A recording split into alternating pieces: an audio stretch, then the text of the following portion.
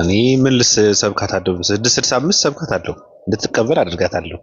የራሳችን ሃይማኖት እኔ እስልምናን ሰብካታለሁ። አንተ ደግሞ 665 ጥሩ ነው፣ አሪፍ ነው። በመሃል ግን እኔ ማለት የምፈልገው ነገር ምንድነው? አንድ ነገር ልበላችሁና ማለት ስላለብኝ ወይ ሌላ ጊዜ እላችኋለሁ። በቃ እስኪ ትቼዋለሁ።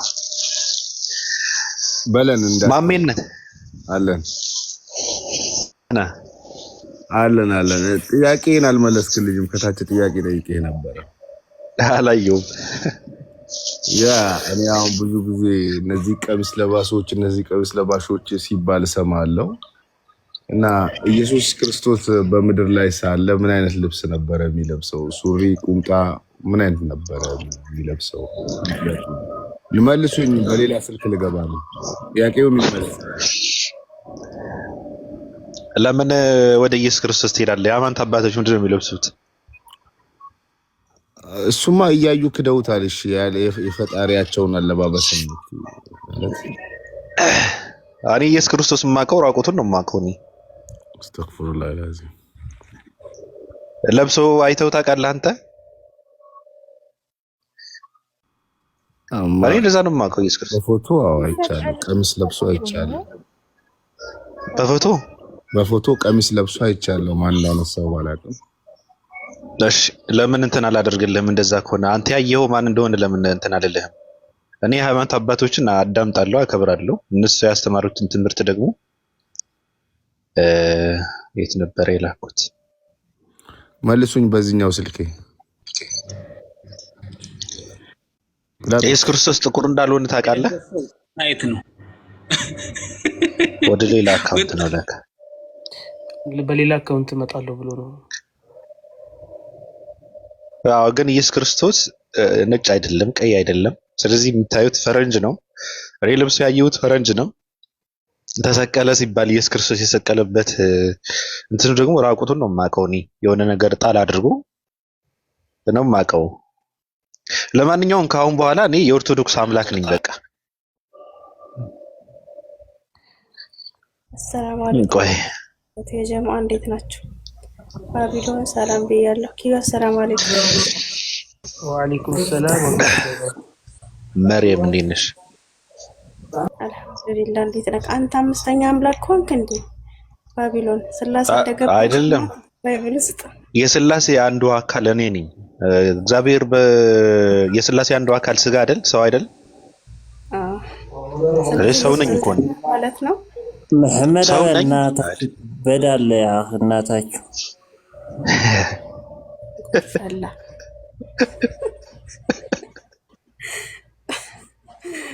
እኔ እኮ ባቢሎን ይዘልታ እየቀባጠርኩኝ እንደሱም ቤት ነው ይሆን እንዳያዘጋሁበት ተከትለው መተው ምናምን ብዬ በጣም ተጨንቄ ነበረ።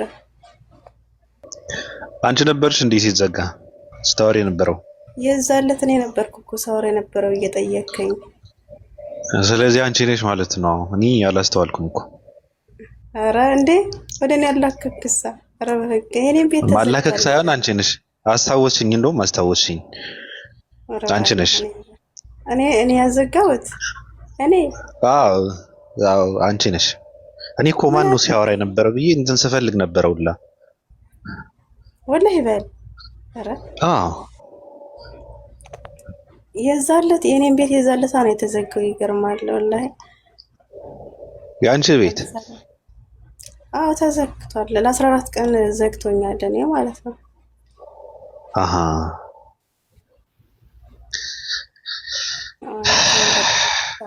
ያልሆነ ነገር አውርቻለሁ እንዴ? ግን አላወራሁም እኮ ያልሆነ ነገር።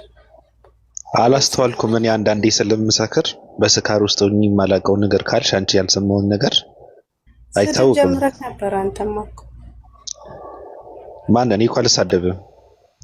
ረስንቱ እዚህ ውስጥ ያላችሁ እያንዳንዳችሁ እስቲ አንድ መቶ ጊዜ ኮፒ ሊንክ አድርጉ፣ እንትን ታፕታፕ አድርጉ። እስቲ ቀጥሉ። ደግሞ የፕሮፋይሉ ኮፒ ሊንክ ስለሆነ እንደውም አንድ ኮመንት ይዘጋና ይዘጉታል። ሁሉም እስካሁን የለ ሰምተው ከመጡ ወላሂ ሁሉም በግሩፕ ስለሚንቀሳቀሱ ያዘጉታል። እና አንድ ኮመንት ይዘጋና እንደውም ሁሉም ፕሮፋይል ኮፒ ሊንክ ያርግ። ያንዱ ትብብር 5 አካውንት እኮ ነው ያለኝ። አሁንማ አይችሉም። አራቱ ተዘግቶ የለ እንዴ?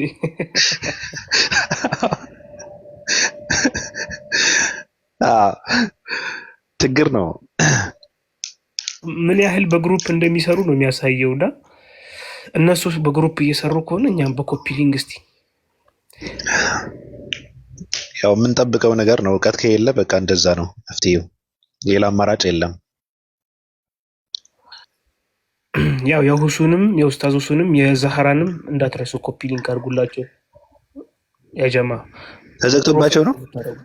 አዎ ዛሬ የዛህራም ተዘጋ፣ የኡስታዝ ሁሱ ደግሞ 2 አካውንት። ይገርም እኮ ነው ወላሂ አይገርም።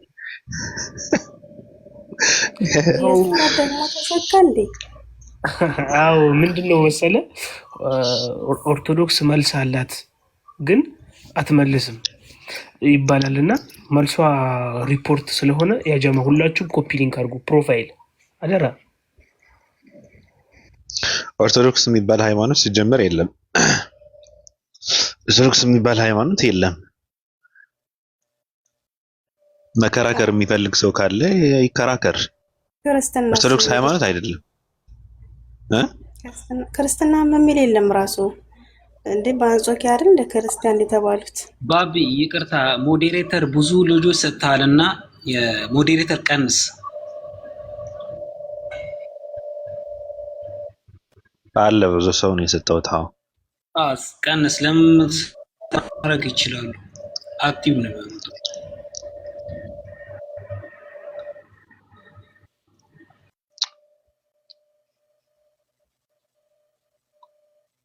አውሩ በቃ ለእንትን ሰጥተሃል እንደ ሪፖርት ሊያደርገው የሚችል ሰው አልሰጠህም። በምን ይለያል ብለህ ነበር? ብዙ ሰው ነው ያለው። እኩል አድርጌ ነው የሰጠሁት እኮ 665ቶች 1 2 3 4 5 ምናምን፣ ከዛ የቀሩት ሙስሊምና ክርስቲያን ናቸው።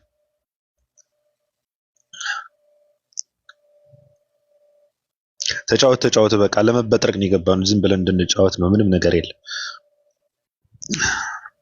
ኮፕሊንኩን ስሩን እንኳን አንድ 50 ኮፕሊንክ ፕሮፋይል ላይ ገብቼ እዚህ ላይ ያለውን ሳይሆን ፕሮፋይሉን የባቢን ከተጫናችሁ በኋላ እዛ ማድረጉ ነው የሚሻለው። እንደዛ አድርጌያለሁ። ሁላችንም እንደዛ እናድርግና አካውንቱን ፍሪ እናድርገው። ባቢ ሰላም ብያለሁ ሁሉ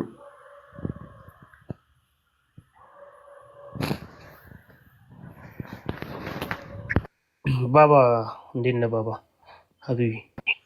ሁሉ ሰላም ነው። ባቢን ሰላም ብያለሁ። ማሚ መርየም ሐዋርያው እስቲ አንድ ነገር በለና። እሺ ሰላም አለይኩም ባባ፣ ሰላም ነው? አለይኩም ሰላም አለው። መርየም ስላሴ እንደተጨመረ ሰማክ? 3 የሆነው ራሱ እኮ መንፈስ ቅዱስ ተጨምሮ ነው በስምምነት 4 ሆነ እንጂ ዘጋ እኮ ያወዛግባል እኮ። በመጀመሪያ የእግዚአብሔር መልአክ ብሎ ኮርቤል ምናምን ብሎ ተዘረዘረ፣ በኋላ መጨረሻ ላይ ስላሴ ፈጠረ ምናምን አላል። 4 ያለች ሀያት በቃ እሺ ይቅርብኝ።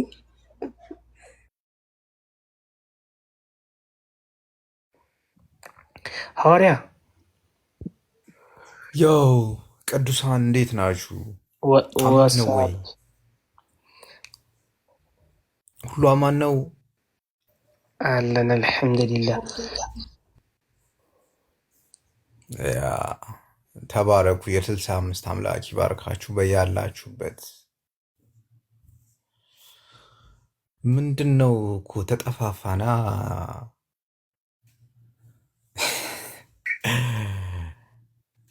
ተጠፋፋን፣ ለረጅም ጊዜ ተጠፋፋን እና ተናፍቃችኋል። ደግሞ እቺ ነገር ሐዋርያው ቀስ በቀስ ትክክለኛ ሃይማኖት ሆና እንዳትወጣ ትውልድ እንዳታበላሹ 665ቷ አስቸጋሪ በጭራሽ ትውልድ አይበላሽም። ትውልድ ምርጫውን መምረጥ አለበት። ማሚ የቤተሰብ ሃይማኖት አስፈላጊ አይደለም። ትውልድ ራሱ አውቆ መምረጥ አለበት። ከቤተሰብ ሀብት ንብረት ነው የሚወረሰው ማሚ እንጂ ሃይማኖት ከቤተሰብ የጤነኝነት ባህሪ አይደለም። የኋላ ቀሮች ባህሪ ነው። የገንገበቶች ባህሪ ነው። ከራስህ ሃይማኖትን መምረጥ አለብህ። የማያወዛግብህን ይህ ግራ የማያጋባህን ግልጽ የሆነ ለጭንቅላትህ የሚመች አክሴፕት ለማድረግ የሚመች ሃይማኖት ራስ መምረጥ አለብህ እንጂ ቤተሰብህ በጭራሽ ሃይማኖትን ሊመርጥልህ አይገባም።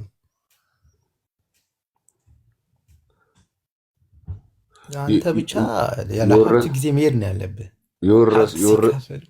የወረሰውን ለማወቅ ቢጥርስ ቢያነብ እሱ ኖርማል ነው። አላማችንስ አይደለም አሜ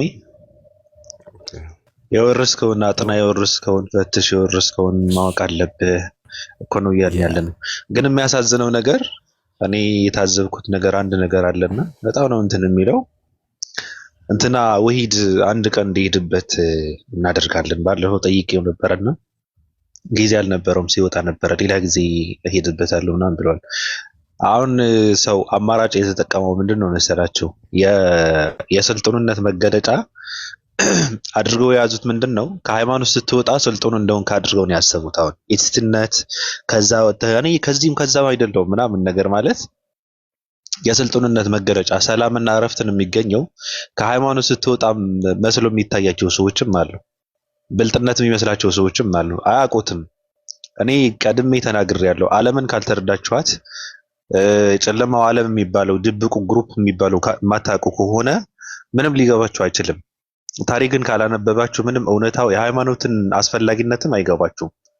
እኛ ሃይማኖት ፖለቲካ ነው ብለን በምናምንበት ሰዓት እንኳን ሃይማኖት ግን አስፈላጊ ነው ቢሆንም አስፈላጊ ነው ብለን ስንል ነበረና ስለሱ አንድ ቀን እንዲሄድበት እናደርጋለን። የሚገርም ነገር ስለ ድብቁ ግሩፕ የሚባለው ኢስነት ምንድነው፣ ታሪክ ከየት ነው የመጣው፣ አመጣጡ ምናምን የሚባለው ነገር በሰፋ አድርጎ እንዲያብራራው እንፈልጋለን። ሰው አልገባውም፣ ብዙ ሰው አልገባውም። እና ከሃይማኖት ስትወጣ በቃ ሰላም የምታገኙ ነው ይመስለዋል። እረፍትና ሁሉም ነገር የሚገኘው ከሃይማኖት ስትወጣ የሚመስለው ሰው አይደል? እንደዛ አይነት ነገር የለም። እንታብዳለህ፣ ትጨልላለህ፣ ትቀውሳለህ እንጂ ሰላምን አታገኝም። አልገባችሁም? እንደዚህ እንድትሆን ደግሞ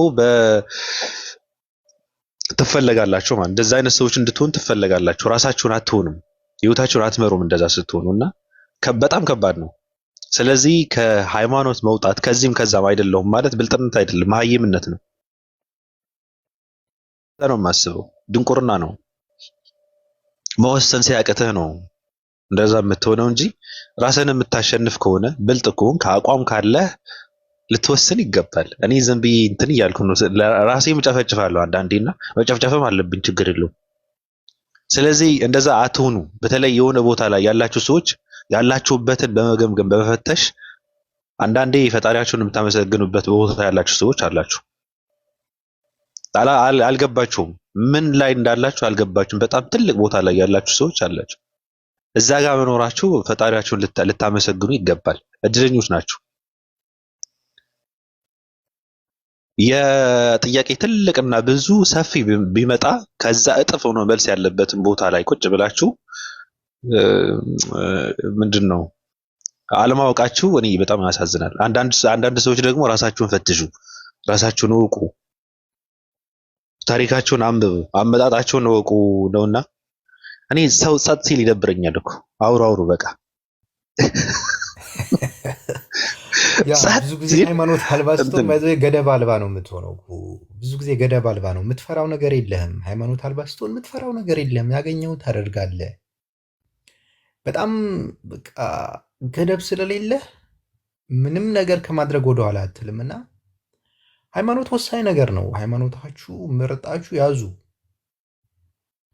መርጣችሁ ፈትሻችሁ አብጠርጥራችሁ ከስር እስከ ላይ ማለት ነው ያዙት እንጂ ሃይማኖት አልባ መሆን ጥሩ አይደለም፣ በጭራሽ ጥሩ አይደለም። ገደብ አልባ ነው የምትሆኑት። ያገኛችሁት ነገር ዝም ብላችሁ ነው የምታደርጉ፣ ዝም ብላችሁ ቢኮዝ የምትፈሩት ነገር የለም። ምንም ነገር አትፈሩም። ግን ሃይማኖት ነገር ካላችሁ አትሊስት ያቺ ነገር ትፈራላችሁ። የሆንን ነገር ለማድረግ ትፈራላችሁ። ይሄ ነገር ባደርገው ከበላይ ይሄን አካል አለ የሚለውን ነገር እንደ ኃጢአት ትቆጥሩታላችሁና ሃይማኖት ሲኖራችሁ የሆነ ገደብ ይኖራችኋል። ገደብ ደግሞ ወሳኝ ነገር ነው። የሰው ልጅ ገደብ ከሌለህ የሆነ ለከት ከሌለህ ከሰውኛ ትወጣለህ። ሰው አልባ ነው የምትሆነው፣ እንስሳ ትሆናለህ።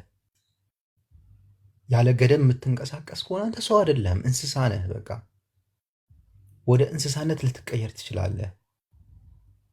ስለዚህ ሃይማኖት በጣም ለሰው ልጅ በጣም ቆንጆ ነገር ነው። ግን ደግሞ ዝም ብላችሁ ያገኛችሁት ደግሞ አትጋቱ። ሲምፕል የሆነ ለሰው ልጅ የሚስማማ ሃይማኖት ተቀበሉ። በቃ ምንም አታንገራግሩ።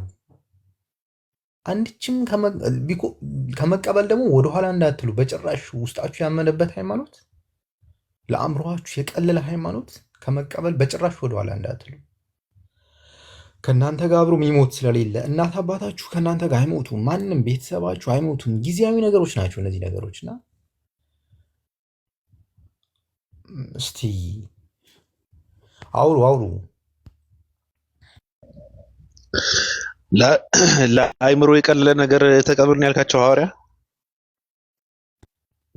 ያ መወሳሰብ የለበትም። እኔ ሃይማኖት ለአእምሮ የቀለለ መሆን አለበት ስል የሆነ መረዳት አለብህ ሃይማኖትህን። ሰው እንደዚህ ከሆነ ሰው እንትን አይገመገምማ። ለአእምሮ የቀለለ ነገር ስትለው የአምላክን ማንነት ምንነት ምናምን የሚለውን ነገር አያይም። እሱማ እንደዛ አይደል። አእምሮ ቀለለ ስል ለምሳሌ አንተ ሃይማኖትህን በትንሹ ማስረዳት አለብህ። እስኪ አንድ ሰው ስላሴን አስረዳኝ ካለ ማታስረዳ ከሆነ አንተ ያንን ሃይማኖት አልገባህም። በቃ ቶ አልገባህም። ሰው ሲጀምር ፈጣሪን አሳየኝ ካለ ያ ሰው ጤነኛ አይደለም። ፈጣሪ የማይታይ ነገር ስለሆነ ማለት ነው። ግን አትሊስት በትንሹ ስላሴን አስረዳኝ ካለ አንድ ሰው ማታስረዳው ከሆነ በሚገባው ቋንቋ ማስረዳት የማትችል ከሆነ አንተ ያ ሃይማኖት አልገባህም ማለት ነው።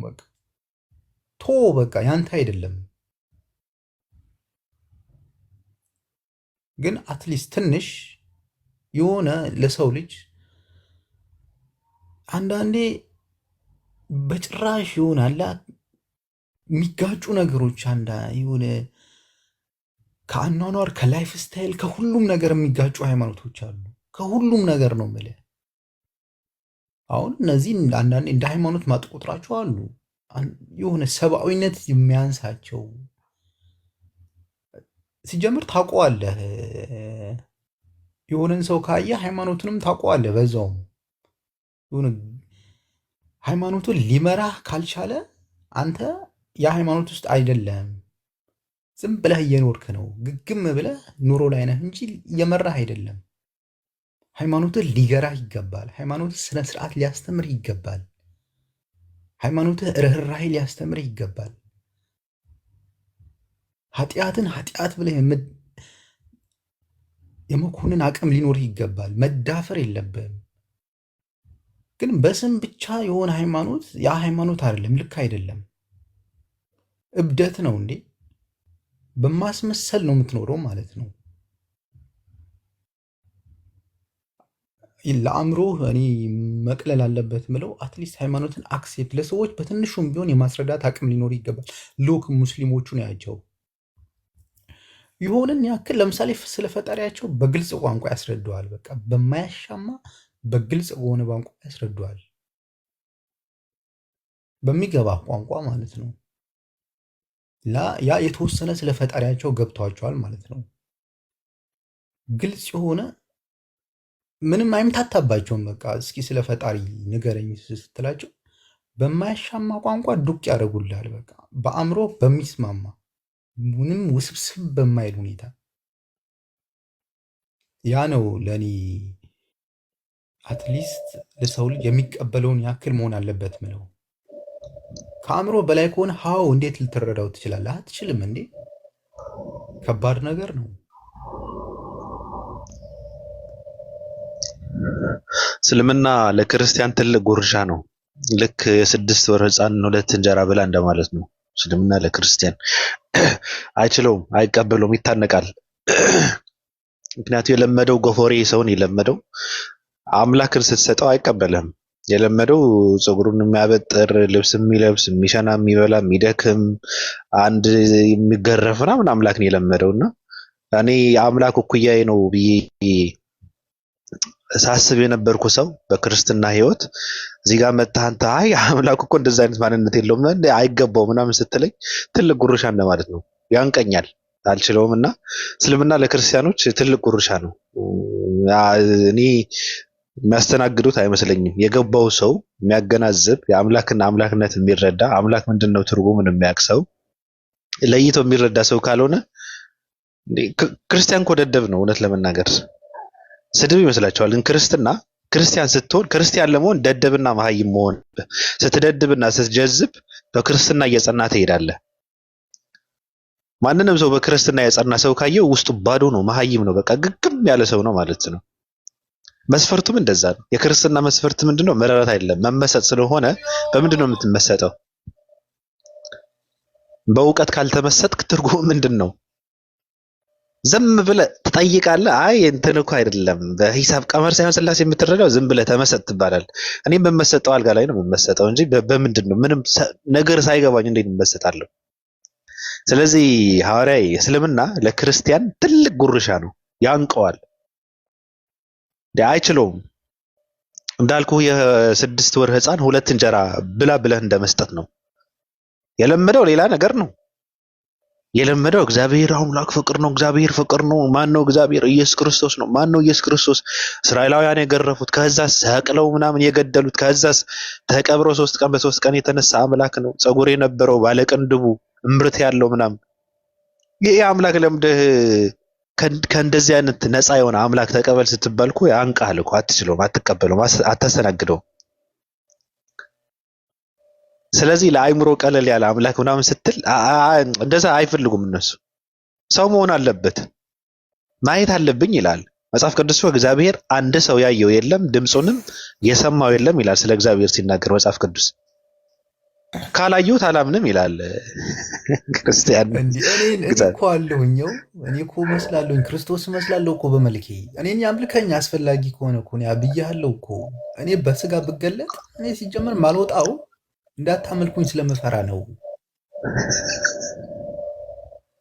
ትንሽ በቃ የፊቷ ጥርሴ ነች ችግር ያመጣችሁ ገብቶሃል። እሷን ማሰራት ብቻ ነው። የሆነ ፓኪስታን የባቢሎን ሐዋርያ የሆነ ፓኪስታን አይተዋል። ወላሂ እኔ ላይቭ ላይ ቁጭ ብሎ ማለት ነው ብዙ ሰው በቃ ጸሎት ሲያደርግበት ነበረ። ቁጭ ራሱን ይመስላል። አይታችሁታል? ግን ፓኪስታናዊን ፀጉሩ ረጅም እንደው ቪዲዮውን ልፈልገው መሰለኝ። አረ ማሜ እኔ ክርስቶስ አስንቃለሁኝ ትንሽ የፊቷ ጥርሴ ባሰራት አልኩ እንዴ። አሰራልሃለሁ እኔ በውስጥ አናግረኝ። ክርስቶስ ነው ማስንቀው አልኩ። ያንዳንድ ትጎነበሳለህ ፊት ለፊት እኔ እርግጠኛ ነኝ እንዴ። በዚህማ ምን ማለት ተጠራጠርም አላውቅም። ሰከንድ የሰው ልጅ እኛ ሰዎች ትንንሽ እግዚአብሔሮች ነን የሚል ትምህርት ሰምተው ነበረ። የሆነበት ሰምተህ ነበረ? ትክክል እኮ ነው። ምንድን ነው መጽሐፍ ቅዱሳዊ የስላሴ አመለካከት እኮ ነው። አልተሳሳትም እኮ ሰውየው። ገብቷል? የሰው ልጅ የተፈጠረው ከእግዚአብሔር መንፈስ ነው። ከመንፈሱ ነው ሰው የፈጠረው አይደል? እንደዛ ነው። እግዚአብሔር ራሱ ደግሞ ከሰው ልጅ ማንነት ስጋን ወሰደ፣ ስጋን ወረሰ አይደል? ከስጋዋ ስጋ ከነፍሷ ነፍስ ምናምን የሚለው ተረትና እንትን አለ፣ ትርክት አለ። በክርስትናና በስላሴ አመለካከት የሰው ልጅ ስታየው እግዚአብሔር ነው የሰው ልጅ። ምንም ልታደርገው አትችልም። እግዚአብሔር በስጋ ሰው ነው፣ ሰውም በመንፈስ እግዚአብሔር ነው።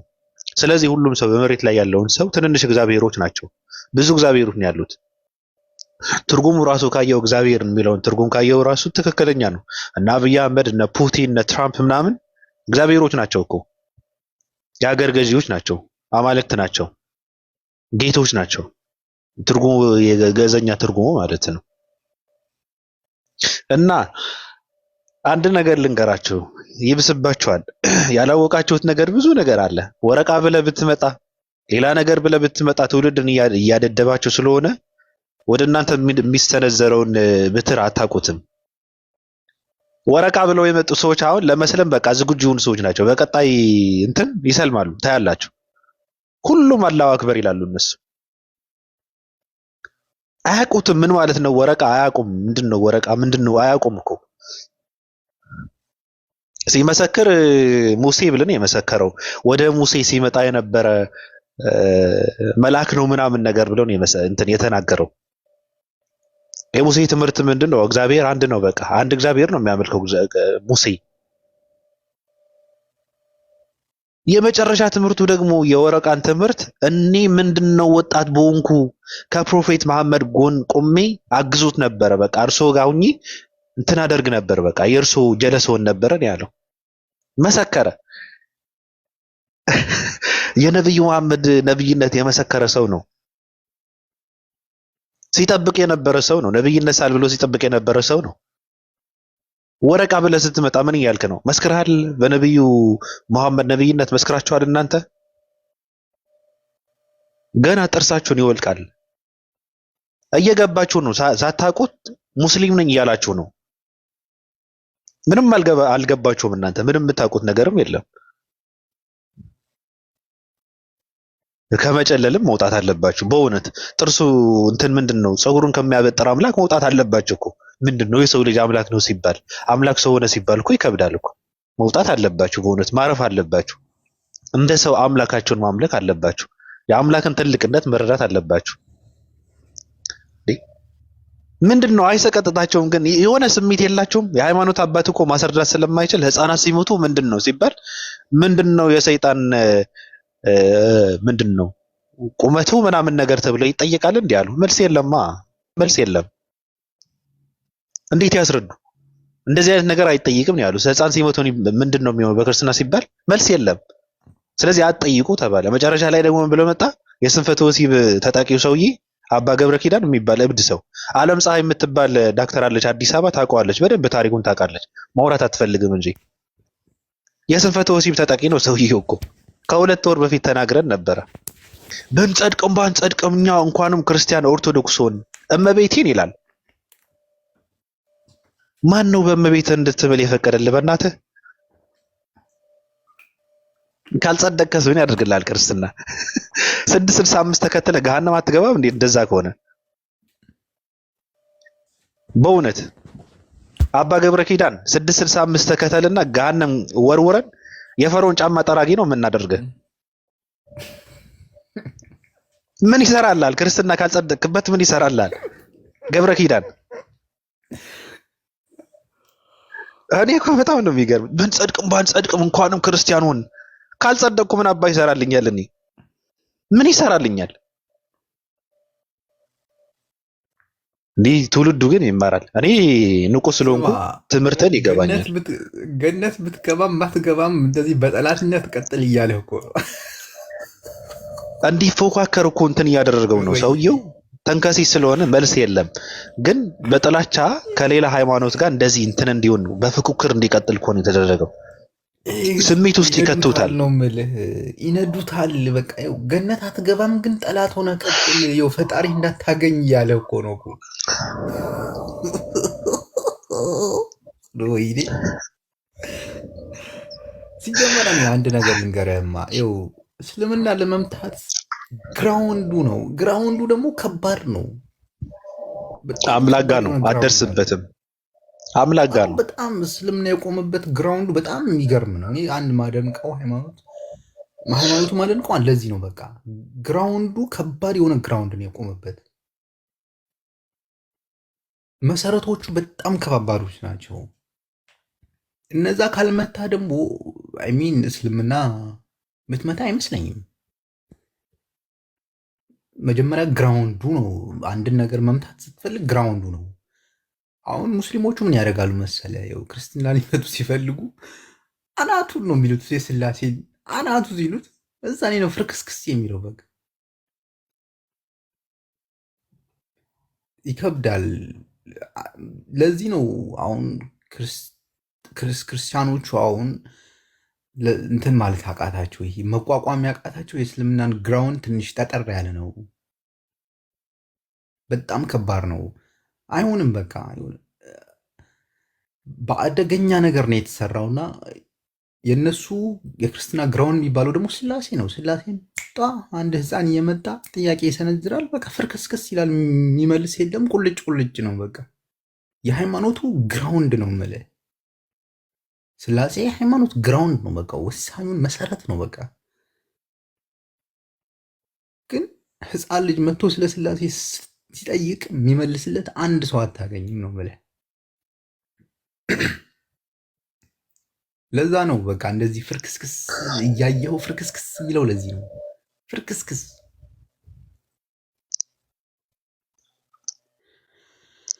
መሰረቱ ፍላጎትና ሀሳቡ እኮ አያገናኝም።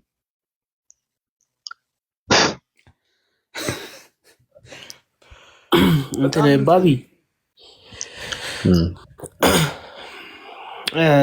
ሰሙ ትላንትና ዛሬ ሰምተሃል? እንትን ወንድ ልጅ ነው የምታመልኩ ካላችሁ፣ አዎ ወንድ ልጅ እናመልካለን በሉ ተብሏል። ከትላንትና ጀምሮ እስከ ዛሬ አልተባለም ነበር። ይሄ ነገር ወንድ ልጅ ነበር በፊት እና አብርሃም ያመልኩት።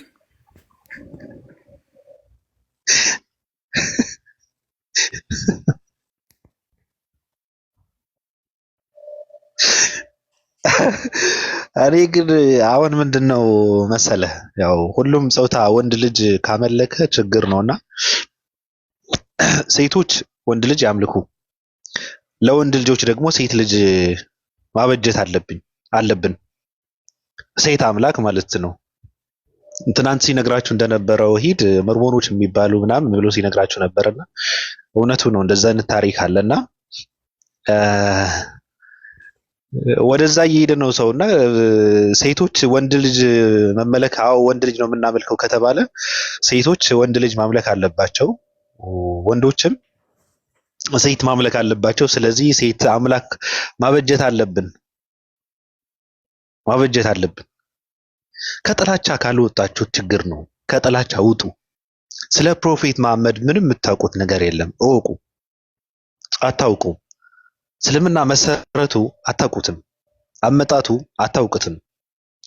እንደዚህ ኢየሱስ ክርስቶስ አምላክ ነው ተብሎ በጉባኤ የጸደቀ አምላክነት የለም። መንፈስ ቅዱስ አምላክነቱ በጉባኤ ነው የጸደቀው። ኢየሱስ ክርስቶስም አምላክነቱ በጉባኤ ነው የጸደቀው።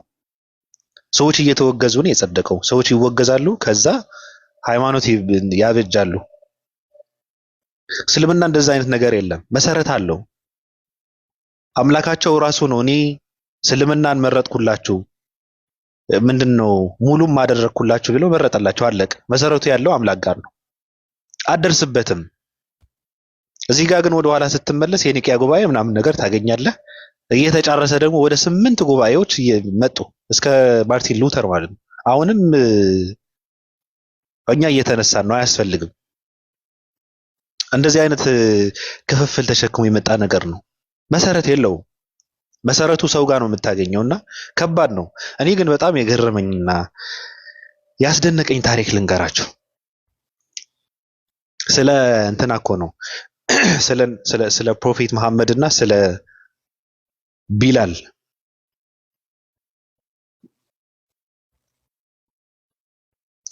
አንዳንዴ ታሪክ አለማወቅ በጣም ከባድ ነው። ታሪክ አለማንበብ፣ ወደኋላ አለማለትና ነገራቶችን በፍቅር አለማንበብ፣ አለመረዳት በጣም ችግር ነውና እንደው የጥቁር ህዝቦች የነጻነት አባቶች የሚባሉ እነ ኔልሰን ማንዴላ፣ ማልኮም ኤክስ ምናምን የሚባሉ ውሸት ነው፣ አይደሉም። ፕሮፌት መሐመድ ናቸው የጥቁር ህዝቦች የነጻነት አባት የሚባሉት ማለት ነው። ከ1400 ምናምን ዓመት በፊት ያደረጉትን ታሪክ ሳነበው እኔ በጣም ነው የገረመኝ። እውነት ለመናገር በጣም ደስ ይላል። የጥቁር ህዝቦች የነጻነት አባትም ናቸው። ጥቁር የሚባለውን ማፉንዲ ባሪያ ሰው ቢላልን አይደለም እኛን ማለት ነው ከፍ ያደረጉን እርስዎ ነበሩ። በሌላ ሃይማኖት ቢሆን እንዴት ታሪካቸውን ይጻፍ እንደነበረ እኔ በጣም እንትን እላለሁ። እና ምንድነው የተደረገው? ጦርነት ተካሄደና ፍልሚያ የሆነ ነገር የተከበረ ስፍራ ካዕባ አሸንፈው ሲገቡ ምንድነው ያደረጉት? ከነበሩ ጀለሶቻቸውን መርጠው አስበልጠው ከራሳቸውም አስበልጠው ጥቁር ባሪያ የነበረ ሰው ይሄ አሁን ትልቁ ስፍራ የሚባለውን እዛ ላይ መውጣት አለብህ ተብሎ ያ የከበረ ስፍራ በጥቁር በባሪያነት የሚታወቁ እግሮችን እንዲረግጥን የተደረገው ከዛ ከፍ እንዲል ነው የተደረገው። ከዚህ በላይ ጥቁር ህዝቦችን ከፍ ያሉበት ታሪክ የለም፣ በፍጹም የለም። የተከበሩበት ስፍራ ነው፣ የተከበሩበት ታሪክ ነው። ያከበሯቸው አባት ይባላሉ ፕሮፌት መሐመድ። ይህ በባርነት የሚታወቀውን ባሪያ በባርነቱ የሚታወቅ እግሮችን የተከበረ ስፍራ ላይ ወጥቶ ጥሪ እንዲያደርግ አዘዙ። ከዚህ በላይ እኮ መከበር እኮ የለም። ከዚህ በላይ እኮ ትልቅነት የለም እኮ። አስባችሁታል? አንድ ባሪያ የተከበረ ስፍራ ላይ በእግሮችን ወጥተህ እዛ ላይ መቆም አለበት፣ ከሱ በላይ ሆነ መቆም አለበት ሲባል እኮ ትልቅ ነገር እኮ ነው። ስለዚህ የጥቁሮች አባት ናቸው። ከራሳቸውን አስበልጠው ከጀለሶቻቸው ጓደኞቻቸውን አስበልጠው እዛ ላይ ወጥተህ ጥሪ አድርግ ተባለ። ተመርጦ ማለት ነው። ከዚህ በላይ የጥቁር ህዝቦችን ከፍታ የለም እኮ በእውነት። ኔልሰን ማንዴላ ምናምን የምትለው ቂጠን ከተተው ካሁን በኋላ ውሸት ነው። ፕሮፌት መሐመድ ናቸው የጥቁር ህዝቦች አባት። ጥቁር የሚባለውን ህዝብ እንዲከበር ያደረጉ ሰው ናቸው። የሃይማኖቱ ትልቅ ስፍራ የሚባለውን ጥቁር የሚባለው ባሪያ የሚባለውን ሰው ከዛ በላይ ከፍ እንዲል ያደረጉ ሰው ናቸው። በቃ ዋጠው። ታሪኩ ትክክለኛ ታሪኩ ይሄ ነው። እና በጣም ስለገረመኝ ነው እያነበብኩ ነበረ ሰሞኑ ብዙ ነገር ነው ያየሁትና ካየሁት በጣም የገረመኝ ይሄ ነበረ። አው በጣም አሜዚንግ የሆነ ታሪክ ነው። እኔም አይቼዋለሁኝና እኔም ብዙ ጊዜ እመሰጥበታለሁ። በጣም የሚገርመኝ ታሪክ ነው እና አንደኛ የጊዜው ወደኋላነትን ሳስበው በጣም ሩቅ ነው እና ይገርመኛል። በጣም ነው የሚገርመኝ። እኔ እንኳን ያነበብኩት የሆነ ጓደኛ ልኮልኝ ነው እና ስለ እስልምና እስልምና ዘረኝነት ጥንብ ነው በእስልምና ዘረኝነት ጥንብ ነው የሚለው ነገር አንስተን የሆነ ጊዜ እያወራንና እንደዚህ ብሎኝ ብቻ እንደ ማበጠሪያ ጥርስ እኩል ነው ምናምን የሰው ልጅ ነገር አይነት አለኝና ኦኬ ምናምን ብዬ እሱ ልኮልኝ አይቼ እኔ በጣም ነበር የሚገርመኝ ታሪኩ ሳነበውና እኔ ደግሞ በጣም የሚገርመኝ እሱ ታሪክ ውስጥ ምን እንደሆነ ታውቃለህ? ከፍ ብሎ ፍም የሆኑ ፍም ከሚመስሉ አረቦች መካከል ላይ አንድ ጥቁር ከፍ ብለህ ስታስቆሙ አስበዋል? የዛሬ 1400 ዓመታት በፊት እኔ በአእምሮዬ ብዙ ጊዜ ይሄ ነገር ስለዋለሁኝ እና ፍም የሚመስሉ አረቦች በጣም ቀያይ አረቦች ማለት ነው። በእነሱ መካከል ላይ አንድ ጥቁር ባሪያ ጥቁር መሀላቸው ላይ አስቆመ። እነሱን መልእክት እንዲናገር በመሀላቸው ከፍ ስታደርገው this is amazing bro። በቃ የሚገርም ታሪክ ነው። በጣም ነው የሚደቅ ታሪክ ነው ይሄ ነገርና እስልምና በእንደዚህ አይነት ነገር በጣም የሚገርም ነው። እንደዚህ በሰው ልጆች እኩልነት የሚገርም እንትን አለው ሂስትሪ አለውና በአይኔም አይቻለሁ እንዳልኩ እዛ ባለፈው የሆነ ቦታ ጎብኝቻለሁ አላልኩ መስጊድ እና ውስጥም ስላየሁት እንትን ብሎልኛል። ካየሁት ከሰማሁት ሂስትሪ ጋር በጣም ነው የገጠመልኝና በጣም የሚገርም እንትን አለ። አሚን እስልምና ውስጥ በጣም የሚገርም እኩልነት የሚባለው ነገር አለ። የሚገርም ነው የምልህ። ውስጥ ብገባ በቃ ድንቅ ግርም ነው የሚልህ ነው የምልህ ብሮ። እንዲህ መስመሩ ብታየው ነው የምልህ ይደንቃል። ማንም የሀብታም ልጅ ይሁን የባለስልጣን ልጅ ይሁን እዛ ጋር ነው የሚሰለፈው እያልኩ ወርቅም ልበስ እኔ በቃ እኔ ውስጥ ገብቼ ለቃ ሌላ በር የለውም። አንድ በር ነው ያለው፣ መውጫ መግቢያ፣ የድሃ ሀብታም ምናምን። እንዲህ ገራሚ ነው። አጋጣሚ ደግሞ እኔ ራሱ የገባሁበት ቦታ ራሱ የሚያሰግደው ራሱ ጥቁር ነበረ ከፊትና ናይጄሪያዊ ነገር ነበረ እና ከኋላው የተለያየ ዜጎች ነበሩ። በጣም የሚገርም ነው እና ውስጥ ስገባ ደግሞ ሞር እንትን ይልሃል። እንደዚህ አይነት ነገሮች እኩልነት የት እንዳለ በደንብ ታውቀዋለህ። እኔ በደንብ ተገንዝቤዋለሁኝ። ስፔሻሊ ውስጥ ያለው ነገር ነው የምልህ።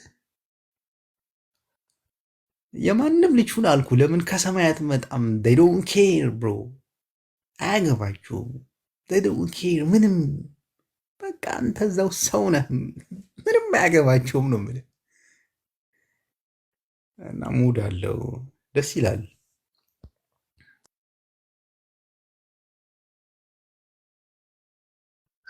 አሁን ኔልሰን ማንዴላ ምናምን የሚል ሰው ከሰማ አንገቱን እየቆረጥ ከባረው። በቃ የጥቁር አባት ማን ናቸው? ፕሮፌት መሐመድ ናቸው የምትሉት ከአሁን በኋላ በቃ የጥቁር ህዝቦች አባት እንደዛ ነው መባል ያለበት። እዛ ቦታ ላይ እነዛ ፍምፍም የሚመስሉ አረቦችን ትከሻ ረግጦ እንደወጣ እየሰማህ ነው አይደል?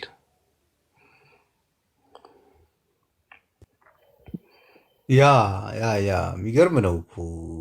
እኔ በእነሱ መካከል ላይ ሳስበው አንድ ጥቁርና እሱ ነው እኔ የሚገርመኝና ዝም ብዬ ሳስበው በጣም እኮ አረቦች እኮ ፍም ነው የሚመስሉትና በእነሱ መካከል አንድ ድብን ያለ ጥቁር አስበዋል። አሁን ቢሆን እኔ ምንም አይመስለኝም፣ ግን ጎው ወደኋላ ስትሄድ ዝም ብለህ ወደ 1400 ዓመታት ወደኋላ የሚሄድ ማለት በጣም ከባድ ነገር ነው ብሮ። ዓለም ጭራሽ እንደዚህ አይነት ነገር አያውቅም ነው የምልህ።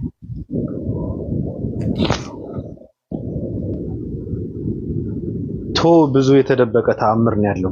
ብዙ ያልደረስንበት ነው ያላወቅነው ነገር አለና ዝም ብለን ብናነብ ይሻላል። ያየነው እና የሰማነውን ድግድግለው እንድል እየመሰከርን እንሄዳለን እንጂ ብዙ የማናውቀው ታሪክ አለ። ብዙ የተደበቀ እውነት አለና እስኪ ያላወራችሁ ሰዎች አውሩ። ብቻችን ስለለፈለፍ ተፈጥረቁ። ባቢዬ እንዴት አመሻችሁ? ፊደል አማን ነው አለን። ሰላም ነው አለይኩም። አለን እና አምሽታችሁ ታዲያ ሰፍታል? አው ትንሽ ቢዚ ነበርኩና እንደዛ ነው። እንዴት ነህ? አለን። አሁን ያነሳው ነጥብ በጣም የሚገርም ነበርና ለነብዩ መሐመድ ሰለላሁ ዐለይሂ ወሰለም ትልቁ ቻሌንጅ የነበረባቸው አሁን ያነሳችሁት ነጥብ ነው። ምክንያቱም ያኔ የዘር የበላይነት አረቦች የበላይ ነን ብሎ ያስቡ ነበርና የሚያነሱትም ጥያቄ ትልቁ ነጥብ ምን ነበር? ይሄ ጥቁር ቢላል ከኛ ጋር እኩል ነው? እንዴት እስልምና ምን ያህል ለኛ ያለው ቦታ ዝቅ ያለ ቢሆን ነው እንዲህ አይነት ጥቁርን ሰው ባሪያን የሆነን አካል ከኛ ጋር እኩል የሚያደርገው እያሉ በጣም ትልቅ ቻሌንጅ ያነሱባቸው ነበር። ወደኋላ ተመልሰ ስትመለከተው ቀላል አይደለም፣ ከባድ። ስፔሻሊ ደግሞ አዛን እንዲያወጣ እሱ ሲመረጥ ደግሞ አስቡት፣ ከነዛ ሁሉ መካከል ይሄ ጥቁር እንዲሁም ባሪያ የነበረ አንድ ግለሰብ ሲመረጥ ለረሱላችን ሰለላሁ ዐለይሂ ወሰለም በጣም ከባድ ነበር። ሌላኛው ትልቁ ቻሌንጅ የነበረው ስለ ማርያም ስለ ኢየሱስ ክርስቶስ መልካምን ነገር እዛ መሃል መናገር በጣም ከባድ ነበር፣ ቻሌንጂንግ። በዛ ሞመንት ያንን ነገር አንገትህን ሁላ ሊያሳጣህ የሚችል ነገር ነበር። ነገር ግን ረሱላችን ሰለላሁ ዐለይሂ ወሰለም መልእክቱን ያገኙት ከአላህ ስለሆነ በድፍረትና ወደኋላ ሳይሉ እውነታውን አስቀምጠዋል። ይሄ ነገር በጣም ከባድ ነገር ነውና ያነሳችሁት ነገር በጣም አሪፍ ነው። ቀጥሉ። አንዴ አሰላም አለይኩም የመጣሁበት የገባሁበት ሪዝን ልተኛ ነው። እኔ ሐዋርያው ሳሚ አሰላም አለይኩም በድምጽ በለኝና እንኳን ወደ እስልምና መጣ ለማለት ነው። ገስት ይላኩት የጎተትኩ ማተል እንኳን ወደ እስልምና መጣ ሳሚ። ሰላም አለይኩም።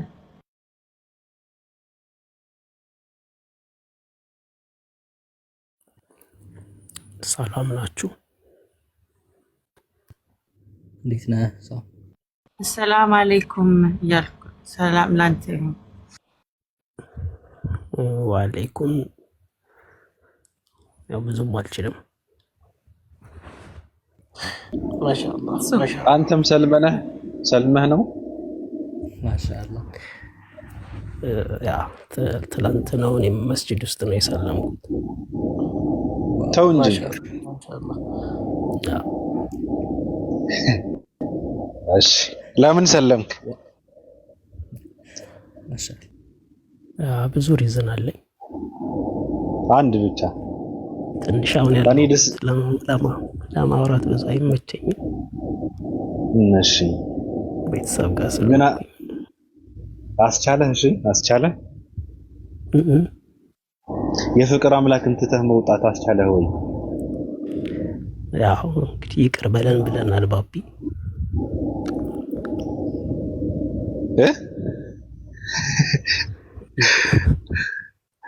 ምንድነው የነካችሁ እናንተ ሰዎች ግን እንደዚህ ሩጫው ምንድነው? ያንተና የኦፓል ተከታይ ነበርኩኝ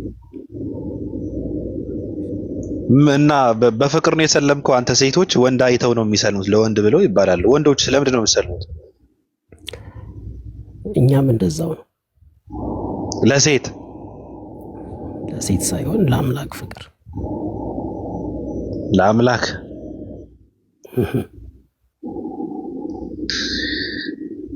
አይ ጥሩ ነው። እኔ ይመችህ። የራስህ ውሳኔ ነው፣ ያንተ ፍላጎት ነው፣ አንተ አመለካከት ነው፣ አቋምህ ነው። ይመችህ እና እየተመቸህ ነው። ያው ገና ትላንት ነው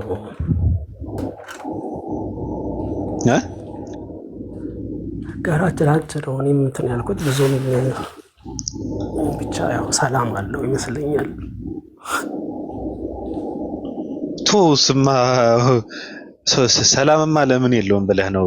ዝም ብለህ አንድ አምላክህን ነው የምታመልከው። እዚህ ብዛም አትልም፣ ስዕል ምናምን ነገር አትገዛም። መጽሐፍህ አንድ መጽሐፍ ነው፣ ታነበዋለህ፣ ትረዳዋለህ፣ ትጠይቃለህ፣ ይመለስልሃል። የማይመለስ ነገር የለም። እዚህ ጋር የፈረንጅን ስዕል አትለጥፍም። ሰው ጺሙን ተላጨ ምናምን ነገር የሚባል ተረትና ትርክት የለም።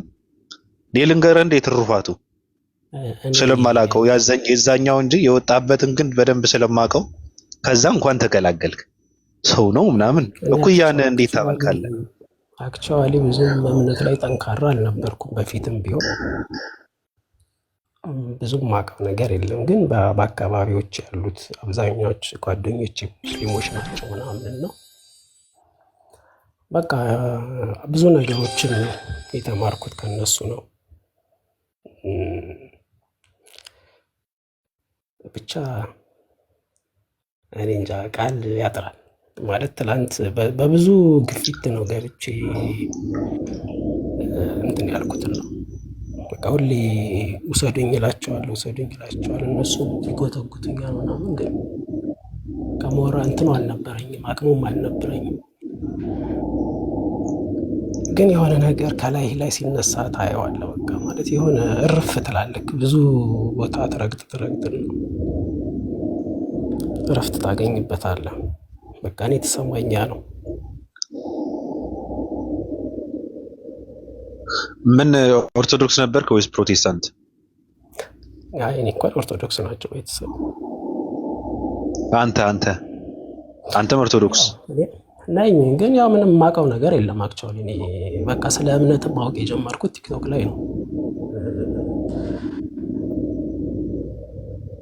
እኔ አማልክት ጥራ ብትለኝ አማልክት ጥራ ብትለኝ ጠራለሁ እንጂ ስለ እነሱም እንኳን አንድም ነገር የማውቀው ነገር የለም። በቃ ስለ እምነቴ ብዙ የማውቀው ነገር የለም። እና ካላወቅህ ለምን ሰለምክ? አሁን የምትጠይቀውን እኔ ጊዜ የለህም እንጂ እስልምና ግልጽ ነው። በቃ ምንም ማለት እንዳልኩ እኔ ቲክቶክ ላይ ነው በቃ እምነትን ማወቅ የጀመርኩት። እኔ ብዙም ተናጋሪ አይደለሁም። ብዙ ቤት ግን እየገባው አደምጣለሁ። ብዙ ነገር በማድመጥ ነው እንትን ያልኩትን ነው። ቲክቶክ ላይ ነው በቃ እንዲህ አይነት ነገር በደንብ ኮንሰንትሬት አድርጌ መስማት የጀመርኩት እና ግልጽ ነው። አንድ እሱ ነው። ሁለተኛ እኔ ጓደኞቼ አብዛኞቹ ሙስሊሞች ናቸው። በቃ ይሄ ባህሪያቸው ብቻ እሱ ራሱ ይገዛል። አምላካቸውን ተውና ስለ ፕሮፌት መሐመድ ያላቸውን ፍቅር እንኳን ስትረዳ እኛ ምን ነበር ትላለህ። በቃ ፌክ ይሆንብሃል። የነበርከው ላይፍ ፌክ ይሆንብሃል እና ያሳለፍከውን እድሜ በጣም ይቆጫል። እኔ እንጃ ብቻ በነብይነት ደረጃ እውነት ነው። በክርስትና ምንም አይነት ክብር የላቸውም ነብያቶች። ልክ ነህ። በጣም የተዋረዱ በጣም ክብራቸው ዝቅ ያለ ነው። ግን ክርስትና ምን ያለ ችግሩ መሰለ እግዚአብሔር ፍቅር ነው የሚባለውን ታውቀዋለህ እንደምናውቀውና ከዛ አታልፍም። የእግዚአብሔርን ጣቱን ሳብ አድርገህ ቀለበት ከማሰር ምንም ያለፈ ነገር የለውም። ከዛ እግዚአብሔር ፍቅር ነው፣ ጀለሴ ነው፣ አባቴ ነው አልሰማም ሰው ያብዳልና እግዚአብሔር ሽንት ቤት ገብቶ ካካ እስከ ማለት ነው ዋጋ የከፈለልኝ ይላል አንዱ። አንዷ ትመጣለች ኢየሱስ እኮ ባሌ ነው፣ ወንድሜ ነው፣ አባቴ ነው ትላለች። አየው መሰረት ስለሌለው ነው። ሰውም እንደዛ ነው የሚለው አባታችን ምናምን ነገር የለም። ምንድነው አባታችን? እግዚአብሔር ልጅ የለውም። የምን አባት ነው? አባትሽ ማለት የወለደሽ ነው አባትሽ ሊሆን የሚችለው። እናትሽ ጋር የተኛ ነው አባትሽ። የምን አባት ነው? እግዚአብሔር አምላክ ነው፣ አባት ሊሆን አይችልም። ስለዚህ ሰው ምንድነው ከእንትን ይሄ ታውቀዋለህ፣ ቀለበት አስረ በፍቅረኛ እንደማበድ ነው እንጂ መንፈስ አይረካም። ረጋ ህይወት የለህም። ውስጥ የምትኖረው ህይወት አይደለም። ክርስትና ዝም ብለህ በተረትና በትርክት ብቻ ነው የምታስቀጥለው። ጌታችን ምናምን ነገር ትላለህ፣ ከዛ በመዝሙር ትመሰጣለህ። መዝሙር እንደዚህ ለስለስ ያለ ክላሲክ እንትን ምንድነው ድምጽ ተጠቅሞ እንትኑ ይመታል ምናምን ነገር ውስጥ ይነካል። የሚነካው የሚያነሳሳ የሚገርም ነገር እንትን የሚያደርግ ሰይጣን አለ፣ የሚሸውደ ማለት ነው። ሰይጣን አለ የእግዚአብሔር ፍቅር ያለ እያስመሰለ በዛ ፍቅር እንድትሰምጥ የሚያደርግ ነገር አለ። አንዳንዶቹ ያለቅሳሉ እኮ መዝሙር ሰምተው የሚያለቅሱ አሉ። የሰው ንግግር ነው፣ የሰው ሐሳብ ነው። የሚመታው ምንድን ነው? በክላሲካል ሰው ይመሰጣል እንዴ? ሃይማኖት አለኝ እያለ ከዛ አያልፍም። ዝም ብለህ ትመሰጣለህ እንጂ የአምላክህን ትልቅነት ተረድተህ አምላክህ ነገ ይጠይቀኛል ብለህ ፈርተህ ሃይማኖትን ተገዝተህ ለሃይማኖት እየኖርክ የምትፈራው የምታለቅሰው ልቅሶ የለም። በክርስትና የለም። ሃይማኖት በመፍራት የሚያለቅስ ክርስቲያን እኮ የለም። አለ? እግዚአብሔር በመፍራት የሚያለቅስ ክርስቲያን አለ? አይተንም አናውቅም። እንግዲህ እኛ በነበር አለ እንደው እግዚአብሔር ነገ ይቀጠኛል ምናምን ብሎ የእግዚአብሔር ትልቅነት ተረድቶ የሚያለቅስ ሰው አይተህ ታውቃለህ ወይ? መጽሐፍ ቅዱስ እያነበበ የሚያለቅስ ሰው ሰምተህ ታውቃለህ? ስለምንስ ያለቅታል? መኃልየ አንብቦ ነው የሚያለቅሰው? ሂድና ጃኬትን አምጣልኝ ምናምን ነገር ካልሲዋ እንዳትረሳ ጫማውን ግን እንዴ ብሎ ታሪክ አንብቦ ነው የሚያለቅሰው? የሆነ ልጅ ስለሰማው ነው ባለፈውና መስጊድ ውስጥ ገብቼ ምናምን ነገር ቁርአን ሲነበብ ምናምን አለቅስ ነበረ እና በአማርኛ ደግሞ ሳስተረጉሙ የሚያስለቅስ አልነበረም። እንዴ ሳይገባ ነው የምታለቅሰው? ለምን ታለቅስ ነበረ? እሺ ካለቀስ እና በቃ ሲደብረኝ ምናምን ነገር ክርስቲያንኩ። ታሪኩን ካወቃችሁ ሰውየው አባቱ ነው ሙስሊም፣ እናቱ ጋለሞታ ነችና ሸጎረባት አባቱ። በቃ ወለደችው ልጁ ማለት ነው። እናቱ ቤት ነው ያደገው። የሆነ የወሰደው ነገር አለ ከአባቱ ቤተሰብ ምናምን ነገር እንጂ ልጁ ክርስቲያን ነው። ቃል ስጋ ሆነ የሚባለው ልጅ ማለት ነው። ትክክለኛ ታሪኩ እንደዛ ነው። ከዛ እንትን ሆንኩ በቃ ክርስቲያን ሆንኩ። ወደ ክርስትና አልመጣም። እናትህ ክርስቲያን ነች እኮ ለምን ትዋሻለህ? ምን እንትን እንደሆነ አላውቅም። አባትን ሰምጥጦባት ነው የተወለድከው አንተ የዝሙት ልጅ። ውሸት አያስፈልግም። እና አለቅስ ነበረ ምናምን ትርጉሙ ሳይገባኝ አለቅስ ነበረ። ትርጉሙ ሳይገባ ካለቀስክ አንተ ደደብ ነህ፣ ማይም ሳይገባኝ አለቀስኩ የሚል እንደዚህ አይነት ሰውም አለ። ገንገበት። ለማንኛውም ስድብ ጥሩ አይደለም፣ አልተሳደብንም። ይሄ እኔ የምጠቀማቸው ቃላቶች ኢየሱስ ክርስቶስ ራሱ የተጠቀማቸው ቃላቶች ስለሆኑ መጽሐፍ ቅዱሳዊና የተባረከ ቃል ነው የምጠቀመው። ቅዱስ ቃል ነው የምጠቀመው፣ ስድብ አይደለም፣ ተግሳጽ ነው። ሁለተኛ ጢሞቴዎስ ምዕራፍ 4:2 ላይ እየዘለፍክ አስተምር ነው የሚለውና እኔ በመጽሐፍ ቅዱስ መሰረት ነው እየዘለፍኩ ማስተምር እና ቀጥሎ ባቢ ትጠየቃለህ። ሳሚ ሲመች ትጠየቃለህ። ግድ የለም። ወሰሊማ ተሰሊማ ያለው ልጅ እኮ ነው። እኔ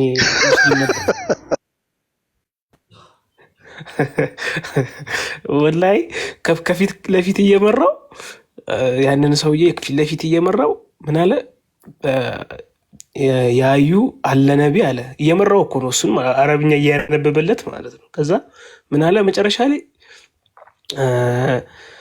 ወሰሊማ ተሰሊማ አለ። የሚሰማው ማን እንደሆነ አላውቅም። ብቻ እንደዚህ ነው የሚሉት። እኛ ነቢይ የለም አላልንም፣ አለ ነቢይ አለ። ብቻ ከባድ ነው። ደግሞ ሌላ ደግሞ ምንድን ነው ባቢ በጣም ሲደጋገም እንትን እየሆነ የመጣ ነገር ምን መሰለ፣ ሙስሊም ሴቶች ለወንድ ብለው ነው የሚሰልሙት ምናምን የሚባል ነገር በጣም እየተደጋገመ ነው። እኔ እዚህ ጋር በነገራችን ላይ ሴቶቹ የሚሰልሙት ለወንድ ብለው ሳይሆን ወንድ ልጅ አናመልክም ብለው ነው። ለወንድ ብሎ አይደለም፣ ወንድ ልጅ አናመልክም ብለው ነው። ግን እንዴት ነው ክርስትና ላይ ሴት የለ ወንድ የለም እንዴ? እኔ ብቻ ይህን ነገር ሲነሳ ይገርመኛል።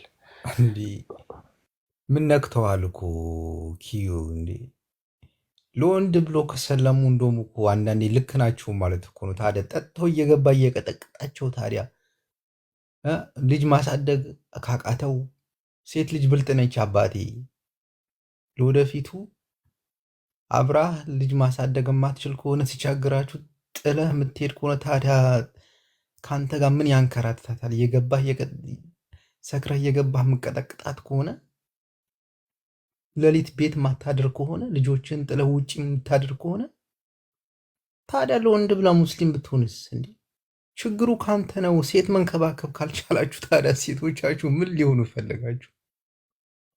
ሴት ልጅ እንደ እንቁላል ሚዛት ነው የምትፈልገው። ጋይስ ነቃ በሉ እንዴ! ነቃ ድንገጥ በሉ እንጂ ምን ነክቷቸዋል እንዴ? ሙስሊሞቹ እንደ እንቁላል ተንከባክቦ ይዟቸዋል መሰለኝ፣ ይሰልማሉ። አለቀ። ሴት ልጅ ሚንከባከባት ትወዳለች። በየትኛውም ቢሆን እኮ ያስኬዳል። እራሳችሁ ላይ አተኩሱ እባካችሁ። አረቄ አምናችሁ አረቄ ጠጥታችሁ እየመጣችሁ ሴቶቹን አቀጥቅጧቸው። ጠጅ እየጠጣችሁ እየመጣችሁ ሴቶቹን አቀጥቅጧቸው። እንዴ የሆነ ትንሽ ችግር ያለበት ልጅ ከተወለደ ጥላችሁ ትሄዳላችሁ እንዴ? በተፈጥሮ የሆነች ውስጡ የሆነች ሜቢ ኦቲስት ምናምን ሊሆን ይችላል። እንደዚህ ልጅ ከተወለደ ቤት ውስጥ አትኖሩም። በሚስትየዋ ነው ጥላችሁ የምትጠፉት። ስለዚህ ሴቶቹ ሙስሊም ላይ ሆኑ ፈለጋችሁ እና ምን ይሆኑላችሁ ታዲያ? ሙስሊም ግደለው፣ ልጁን ጥሎ የትም አይሄድም። ግደለው፣ እረደው፣ ሐራም ነው ይልሃል። ይሄ ሐራም ነው ይልሃል። አላህ የሰጠኝ ነው ይልሃል። ጥሎ አይሄድም። አንተ ጥለህ ትሄዳለህ እያልኩ ነው። ትንሽ ችግር ላይ ያለበት ልጅ ከተወለደ ጥለህ ትሄዳለህ። ለዛ ነው አንተ ሌሊት ሰክረህ ስትመጣ ሙስሊሙ ደግሞ ሌሊት ሰክረህ ትመጣና ልጆቹ ስትበጠብጥ ሙስሊሙ ደግሞ ወደ መስጊድ ነው የሚሄደው። መንገድ ላይ ነው የምትገናኙት። አንተ ወደ ቤትህ ስትገባ እነሱ ሰግዶ ሲመጡ ሌሊት 11 ሰዓት ላይ ትገናኛላችሁ። እኔ አስረግጬ ነው የምነግርህ። እንዴ አንተ መተህ ልጆቹን ትበጠብጣለህ ሌሊት ላይ። ሙስሊሙ ደግሞ ሄዶ መስጊዱ ይሰግዳል፣ ተመልሶ ይመጣል፣ ልጆቹ ወደ ትምህርት ቤት ያደርሳል። ጠዋት ላይ ያመጣል። ሜቢ የሃይማኖታዊ ትምህርት ያስተምራችሁ ይሆናል፣ አይታወቅም። አንተ ግን ሰክረህ መተህ ሌሊት 11 ሰዓት ልጆቹን ብጥብጥ አድርገህ ትምህርት ቤት ተቀዣብሮባቸው ይውላሉ። ሙስሊሙ ደግሞ እዛ ሰዓት ላይ ሰግዶ ይመጣል፣ ልጆቹን ቀስ አድርጎ ቀስቅሶ ቁርሱን አብልቶ ወደ ትምህርት ቤት ይሸኛል። አንተ ግን ልጆችን ትበጠብጣለህ በዛ ሰዓት መጥተህ። ለዛ ነው የሚሰልሙት። እኔ ልንገርህ፣ ለምን አትሰሙኝም?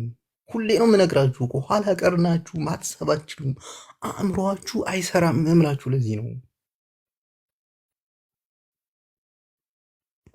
አይሰራም። አሰሩት ጭንቅላታችሁን። ማንም ከእናንተ ጋር አይኖርም። ማንም ሴት አጠጣ፣ ሰካራማቱን አፍህ ጋንጋን አይበል፣ ጸዳ በል፣ ሰው ምሰል እና ከአንተ ጋር ልትጋደም ፈለግ። አፍህ ጋንጋን እያለ ያረቄ ጋንጋን እያለ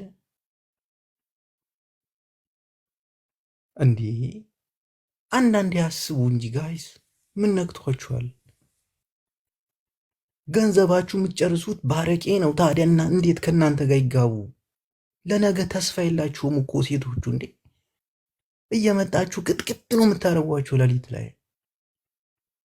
አንድ ቀን ቤታችሁ አድራችሁ አታውቁም። እድሜ ልካችሁ ልጆቻችሁን ጥላችሁ ውጪ ነው የምታድሩት። እድሜ ልካችሁ ወይ እድሜ ያስተምራችሁ፣ ወይ ሃይማኖታችሁ ያስተምራችሁ፣ ወይ ምንም ነገር ያስተምራችሁ። ሙስሊሙ ቤቱ ነው የሚያድረው፣ ሚስቱን እቅፍ ድግፍ አድርጎ ነው የሚያድረው እያልኳችሁ ነው። ለዛ ነው ሴቶቹ ሊሰልሙ የሚችሉ። ከሰለሙም ልክ ናቸው። ለወንድ ብሎ ከሰለሙ እንደው እጃችሁን፣ ኧረ እጃችሁ ይባረክ ሴቶች፣ ለወንድ ብላችሁ ስለሙ። አዎ የሙስሊም ወንዶች ይንከባከቧችኋል። ልክ ናችሁ። እነሱ እንደሚሉት ከሆነ ልክ ናችሁ። አንተ ውጪ ሴተኛ አዳሪ ታቅፈ ስተኛ የሙስሊም ወንድ ሚስቱን አቅፎ ነው የሚተኛው እያልኩ ነው። ሚስቱን ለእንቁላል ተንከባክቦ ይተኛል እያልኩ ነው። እናቃችኋለን እኮ እንዴ፣ ቤተሰቦቻችሁ እኮ ነን እኮ እናቃችኋለን። አንድ ሰው እኮ ሊሞት ማታ ሚስቶቻችሁ ሊሞቱ ሲደርሱ አሟችሁ በሆነ አጋጣሚ ቤት ውስጥ አትገኙም። የት ናችሁ? ጠጅ ቤት። የት ናችሁ? አረቄ ቤት። ሙስሊሙ ወንድ እንደዛ ያደርግም። አጠገቧ ነው። የት ነው? ያው አጠገቧ። የሆነ ነገር ቢፈጠር ልጆቹ አጠገብ ነው። አባቴ ልጆቹ ሲንከባከብ ነው የምታገኘው። እብዶች ናችሁ እንዴ? ማሰብ አትችሉም እንዴ እናንተ ሰዎች? እንዴ ኧረ ወይኔ ሊያሳብዱኝ ነው እንዴ?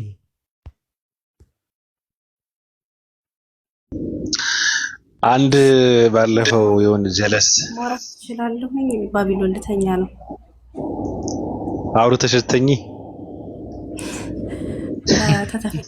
ተተፈቀደልኝ ትንሽ እየደስክ ችግር የለም። ሰበኪና እንደዛ የሚባል የለም። ካወራችማ ቁጭ ብላ ታዳምጣለች እንጂ ተንፈስ ብላ ነው የምትተኛው። ችግር የለም። እሺ ቀጥይ።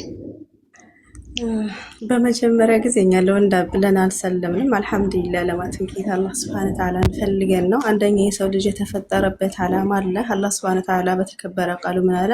ወማ ኸለቅቱል ጂነ ወልኢንሰ ኢላ ሊያዕቡዱን አለ። እኔ ሰውንም ጋኔንም አልፈጠርኳቸውም አላህ ስብሐነ ወተዓላን በብቸኝነት ሊገዙ ቢሆን እንጂ አለ። ሊወሒዱኒ በብቸኝነት ሊገዙ ቢሆን እንጂ አላህ ስብሐነ ወተዓላ ወለቀድ በዓስና ፊ ኩሊ ኡመቲን ረሱላ አለ። አላህ በሁሉም ነገዶች መልእክተኛን በእርግጥም ልከናል አለ። ምን እንዲሉ? ወጅተኒቡ ጣጉት ጣዖትን ራቁ፣ አላህን በብቸኝነት ተገዙ በማለት። ከዛ አላህ ስብሐነ ወተዓላ በሌላ ቦታ ላይ ምን አለ? ቁል ብለክ በላቸው አንተ ሙሐመድ ሆይ የአህለል ኪታብ እናንተ የመጽሐፉ ሰዎች ሆይ ተዓለው ኑ ኢላ ከሊማቲን ሰዋኢን በይነና ወበይነኩም በእኛና በእናንተ መካከል ልዩነት ወደሌለባት አላ ነዕቡድ ልንገዛ ነው ኢላላህ አላህ ስብሓነ ወተዓላን ወላ ኑሽሪክ ላናጋራ ነው ብሂ በሱ ላይ ሸይአ ምንንም ነገር ወላ የተኺዝ ላይዝ ነው በዕዱና በዕዷ ካፊሉን በከፊሉ አርባበን ጌታ አድርጎ ሚን ዱኒላህ ከአላህ ፈኢን ተወለው እምቢ ካሉ ደግሞ ፈቁሉ በላቸው እሽህዱ መስክሩ ቢአና ሙስሊሙን እኛ ሙስሊሞች መሆናችንን መስክሩ በላቸው። እኛም እያልን ያለነው ኑ ወደ አንዱ አምላክ ወደ ነቢያቶች ሃይማኖት ወደ ሆነው ዒሳ ብን መርየም ዓለይሂ ሰላም ወደ አመለከው አላህ ስብሓነሁ ወተዓላ በተከበረ ቃሉ ምን አለ? ለቀድ ከፈረ አለዚነ ቃሉ ኢነላህ ሁወል መሲሑ ብኑ መርየም የመርየም ልጅ አልመሲህ ነው ያሉ በእርግጥም ካሏል አላህ ስብሓነሁ ወተዓላ ወቃል አልመሲህ ምን አለ? ያ በኒ እስራኤል እናንተ የእስራኤል ልጆች ሆይ አዕቡዱላህ አላህን ተገዙ፣ ረቢ ጌታዬ፣ ወረበኩም ጌታችሁ፣ ኢነሁ በሱ ላይ አለ መን ዩሽሪክ ቢላህ በአላህ ላይ ያጋራ ሰው ፈቀድ አለ በእርግጥም አለ ሐረመላህ አላህ እርም አደረገ አለይህ በሱ ላይ አልጀና ጀነትን እርም አደረገበት፣ ወመእዋሁ ናር መመለሻውም ጀሃነም ነው አለ ወመሊል ዛሊሚን ለነዛ ለበዳዮች ራሳቸውን ለበደሉ ሚን አንሷር መመለሻቸው ከፋ። እናንተ የአልመሲህ ባሮች ሆይ አልመሲህን የምታመልኩ ሆይ አምላክ አንድም ሁለትም ነው ሶስትም ነው የምትሉ ሆይ ኑ ወደ አንዲት መንገድ ወደ ሆነችው ልዩነት ወደሌለባት ነቢያቶች ሁሉ ወደ አመለኩት አምላክ ወደ አላህ ስብሐነሁ ወተዓላ ኑ ነው ያላችሁ። በዚሁ አንቀጽ ላይ ምን አለ አላህ ሱብሓነሁ ወተዓላ ለቀድ ከፈረ الذين قالوا ان الله ثالث ثلاثة አምላክ ሶስተኛ ነው ያለው አላህ ሱብሓነሁ ወተዓላ። በእርግጥም ካዱ አምላካችሁስ አንድ አምላክ ብቻ ነው። እኛ ነብዩ መሐመድ ሰለላሁ ዐለይሂ ወሰለም ልክ እንደ ቀደምት ነብያት ነብይ ናቸው። ዒሳ ብን መርየም ዐለይሂ ሰላም ይዞት የመጣውን አስተምሮ ነው ያስተማሩት። ወደ ባይብልም ስንሄድ ኦሪት ዘዳግም 6:4 ብንመለከተው ሙሴ የሚያስተማረው እስራኤል ሆይ ስማ ጌታ አምላካችን አንድ አምላክ ብቻ ነው ብሎ ነው። እንደዚሁም ዒሳ ብን መርየም እንደ ባይብል ስንመለከተው ኋለኛዋና ፊተኛዋ ትእዛዝ የተኛዋ ላይ ተብሎ በተጠየቀ ጊዜ እስራኤል ሆይ ስማ ጌታ አምላካችን አንድ አምላክ ብቻ ነው። እኛም እያልናችሁ ያለነው ይህን አንዱን አምላክ ተገዙ ነው። ትንቢተ ኢሳይያስ ምዕራፍ 45 ከቁጥር 5 እስከ 6 እኔ እግዚአብሔር እኔ ነኝ፣ ከእኔም ሌላ ማንም አምላክ የለም፣ ከእኔ በቀር አምላክ የለም ይላል እግዚአብሔር። እንደዚሁ ትንቢተ ኢሳይያስ ምዕራፍ 44 ቁጥር 6 የእስራኤል ንጉስ እግዚአብሔር የሚበጅ የሰራዊት ጌታ እግዚአብሔር እንዲህ ይላል፣ እኔ ፊተኛ ነኝ፣ እኔ ኋለኛ ነኝ፣ ከእኔ ሌላ አምላክ የለም። ታዲያ ስላሴ ከየት መጣ? ኢየሱስ ክርስቶስ ተሰቀለ፣ ሞተ፣ ተጨፈለቀ የሚለው ነገር ከየት መጣ? ይሄ ጥያቄያችን አልተመለሰልንም። ይህ ስላልተመለሰልን ሸሃዳ ይዘን እስልምናን ተቀብለናል እንሆ ማለት ነው። ትንቢተ ኢሳይያስ ምዕራፍ 43 ከቁጥር 12 እስከ 13 ራሱ ብትመለከቱት እኔ እግዚአብሔር አምላክ ነኝ ነው የሚለው። ትንቢተ ሚክያስ ምዕራፍ 6 ቁጥር 3 እኔ እግዚአብሔር አልለዋወጥም ማለት። ታዲያ ኢየሱስ ክርስቶስ ተለዋውጧል አይደል እንዴ? ሰው አይደል እንዴ? ተጸንሷል አይደል እንዴ? አምላክን ትወልጃለች ተብላለች እንዴ ማርያም? የሉቃስ ወንጌል ምዕራፍ 1 ቁጥር 31 ላይ ድንግል ትጸንሻለሽ፣ ወንድ ልጅም ትወልጃለሽ፣ ስሙንም ኢየሱስ ትይዋለሽ። ያ ወንድ ልጅ ነው አምላክ ያ የተገረዘው። የሉቃስ ወንጌል ምዕራፍ 2 ቁጥር 21 ላይ በሙሴ ሕግ ኢሳ ብን መርየም ዐለይሂ ሰላም ተገርዟል። ምን ሊያደርግለት ነው ወገኖቻችን? እኛም እየጠራናችሁ ያለው ወደዚህ ወደ አንዱ አምላክ ወደ ነብያት እምነት ወደ ሆነው አላህ Subhanahu Wa Ta'ala ምን አለ በሱረቱ ጣሃ ላይ ኢነኒ አላህ አለ እኔ አላህ ነኝ፣ ፈዕቡድኒ ተገዙኝ፣ እኔም በብቸኝ ወአቂም ሶላትንም ለእኔ በብቸኝነት ስገድ፣ ፈዝኩርኒ እኔንም በብቸኝነት አውሱ አለ አላህ Subhanahu Wa Ta'ala። ወጀዛኩሙላሁ ኸይረን። አፉ በሉኝ እሺ ካበዛሁባችሁ። አይ ጥያቄ ግን አንቺ አሁን እዚህ ጋር ዘርዘርሽውን እዚህ ጋር እንትን ያደረግሽው ነገር ይሄ ስለገባሽ አይደለም ከገባሽ ይሄ ከገባሽበት በኋላ የተማርሽው እንጂ ይሄ ስላወቅን የገባሽው ብለሽ ስትይ ይሄ ስላወቅሽ አይደለም የሰለምሽው። አንቺ እኮ እውነት እንነጋገር ከተባለ ማለት ነው። እኔ ባቢሎን በቀደም ተናግሬያለሁ። በቀደም እዚህ ቤት የተናገርሽው እኮ አይደለም እኮ እዚህ ጋር እኮ ለሴት ብለው ይሰልማሉ ወይም ደግሞ ለወንድ ብለው ይሰልማሉ ሲባል እንደዛ ብለን ሳይሆን የምንሰልመው ለዚህ ብለን ነው የምንሰልመው ስትይ የሰለምሽው ደግሞ ለዚህ ብለሽ እንዳልነበረ እኔም አውቃለሁ። ምክንያቱም አታውቂውም ነበር ይሄ ወይስ ይሄን እዚህ ጋር ሁሉ የዘረዘርሻቸው ሁላቸውንም ካወቅሽ በኋላ ነው የሰለምሽው አንቺ? አዎ እኔ ክርስትና ላይ የነበረኝን ጥያቄ እንቅር አድርጌ ጠይቄ ነው የኢየሱስን ማንነት የመስቀል ማንነት አይደለም እስልምና ጋር እዚህ ጋር ስታዘንቢው የነበረ ጥቅሶች አሉ። እነዚህ ጥቅሶችን ስለገባሽ ነው የሰለምሽው ወይ? አዎ ከመስለም በፊት ተምሬያለሁ የተወሰኑትን ማለት ነው። ለምሳሌ ስለ ድህነት የተወሰኑትን ወይስ እዚህ ጋር የዘረዘርሻቸውን? እዚህ ጋር የዘረዘርኳቸውን በሙሉ ተምሬ ነው የመጣሁት እውነቱን ስነግርህ ማለት ነው። ተምረሽማ እንደመጣሽ እኮ ነገርሽኝ ተናገርሽ እኮ። ግን እኮ ወደ እስልምና ስትገቢ ከዛ በፊትም ተምሬ ነው። ኡስታዝ ከቻልክ ገብተህ የሆነ ነገር በለ። እንደውም ባለፈው የጠየቅኩህን እሱ ብቻ አውርተህ ብትይ ራሱ ደስ ይለናል። እኔ የምጠይቅሽ አሁን የዘርዘርሻቸው አሁን የተናገርሽው ሁሉ ከገባሽ ነው የሰለምሽው አንቺ? ይሄ ስለገባን ነው የሰለም ነው አልሽ አንቺ? አይ አይደለም፣ ይሄማ ከሰለምሽ በኋላ ያወቅሽው ያካበትሽው ዕውቀት ነው። በአረበኛ ስላወራሁኝ ነው ባቢሎን እንደዛ ያልከው። አረበኛ ማወቅ በአረበኛ ስላወራሽ አይደለም ተረጎምሽው። እሱማ እየተረጎምሽው ስለሆነ በአረበኛ ያወራሽ ሳይሆን የሰለምሽው አሁን እዚህ ጋር ያወራሽውን ሁሉ ስለገባሽ ነው የሰለምሽው። ይኸውልህ በመጀመሪያ ጊዜ ቁርአንን በተወሰነ መንገድ አንብቤያለሁ አልኩ። ለምሳሌ ስለ ድነት ጠይቄ ስለ ኢየሱስ ነብይነት፣ ስለ ስላሴ ማንነት፣ ስለ ቁርአንና ስለ ረሱል ላይ ሰለም ስለ አምላክ ማንነት ጠይቄ ነው እስልምና ላይ የገባሁት። ከዚህ በፊትም ተናግሬያለሁኝ። ደግሜ ደግሞ አንድ ነገር ብናገር አንቺ ነሽ እንዳትል ይበቃል። ኡስታዝ ሄደን አስገባልኝ፣ ጥያቄ አለኝ። አይ ኡስታዝ ከተመቸው ገብቶ ሌላ ነገር ይነግረናል እንጂ ጥያቄና መልስ እንኳን የሚመቸው አይመስለኝም። ግን ምንድነው እሱን አሁን ያልሻቸውን ስለ ፕሮፌት መሐመድ፣ ስለ እስልምና፣ ስለ ኢየሱስ ክርስቶስ፣ ስለ ክርስትና፣ ስለ ድንግል ማርያም አውቀሽ ከሆነ የገባሽው ገብተሽ የተማርሽው ምንም ነገር የለም ማለት እኮ ነው። ምንድነው የተማርሽው ታዲያ? 6 ዓመት ነው ከሰለምኩ አልሽ። ቁርአንን በአረብኛ ቀረሁ አለቀ በቃ። ከእስልምና ከገባው በኋላ ቁርአንን በአረብኛ። ስለዚህ ሙስሊም ነበርሽ ማለት ነው። ከድሮውንም ሙስሊም ነበርሽ ማለት ነው። ወደ እስልምና ከገባሽ በኋላ ቁርአንን በአረብኛ መማር ከሆነ ልክ ከሆነ ባቢሎን የሰው ልጅ ሲፈጠር እኮ ያለ መልእክተኛ ሰለላሁ ዐለይሂ ወሰለም ምን አሉ? የሰው ልጅ አላህ ሱብሓነሁ ወተዓላ ምን አለ በቁርአን ላይ? የተፈጥሮ ጥምቀት አለ ሱረቱል በቀራ ላይ ያማረችው ጥምቀት የተፈጥሮ ጥምቀት ነች አለ አላህ ሱብሓነሁ ወተዓላ። በሱረቱ ሩም ላይ ምዕራፍ 30 ቁጥር 30 ላይ ያችን የተፈጠራችሁባትን ሃይማኖት አጥብቃችሁ ያዙ አለ። ያላህ መልእክተኛ ሰለላሁ ዐለይሂ ወሰለም ምን አሉ? ኩሉ መውሉዲን አለል ፊጥራ ነው። የሰው ልጅ ሲፈጠር በተፈጠረበት ሃይማኖት ነው። በአረበኛ ስናገር አፉ በሉኝ እሺ፣ በአማርኛ ልናገር። የሰው ልጅ ሲፈጠር በተወለደበት ሃይማኖት ነው የሚፈጠረው አሉ። ቤተሰቦቹ ክርስቲያን ከሆኑ ክርስቲያን ያደርጉታል፣ አይሁዶች ከሆኑ አይሁድ ያደርጉታል፣ እሳት አምላኪ ከሆኑ እሳት አምላኪ ያደርጉታል አሉ። ኦፍኮርስ ትክክል ነህ። ሙስሊም ነበርኩኝ፣ ነገር ግን ያኔ የመፈጠርና የመወለድ እኮ አላወራውም። ከተወለድሽ በኋላ የነበረው ላይፍሽን ህይወትሽን ነው የምልሽ እንጂ ከተወለድሽ በኋላ እሱን ተይውና አንቺ ከተወለድሽ በኋላ አይደለም እሱን አይደለም የምልሽ። አንቺ ወደ እስልምና ከመግባትሽ በፊት ስለ ፕሮፌት መሐመድ አወቅኳልሽ፣ ስለ እስልምና አወቅሽ፣ ስለ ክርስቶስ አወቅሽ፣ ስለ ድንግል ማርያምና ስለ ክርስትናን አወቅሽ። ስለዚህ ምንም የማታውቂው ነገር አልነበረም። ወደ እስልምና ገብተሽ ደግሞ ቁርአንን በአረብኛ ተማርኳልሽ። ስለዚህ ከመስለምሽ በፊትም ሙስሊም ነበርሽ እንደማለት ነው። አልሐምዱሊላህ ልክ ነህ። ምን ልታደርጊ ነው ታዲያ የገባሽው? አረብኛ ለመማር ማለት ነው። ስማ ባጭሩ እንትን ለማለት የፈለገችው ለወንድ ብለን ሳይሆን ወንድ ልጅ አናመልክም ብለን የፈለግነው ነው የቁም ነገሩ። ያጀማ ኮፒ ሊንክ ማድረግ እንዳለው ባቢሎን ታስታውስ ከሆነ ማለት ነው ክርስትና ላይ እንዳሉ ጥያቄዎችን ጠይቄ አልተመለሱልኝም። እንደውም ቄሶችን ጠይቀሽ አይመለስልሽም ስድብ እንጂ ስትይ ነበር። በተመሳሳይ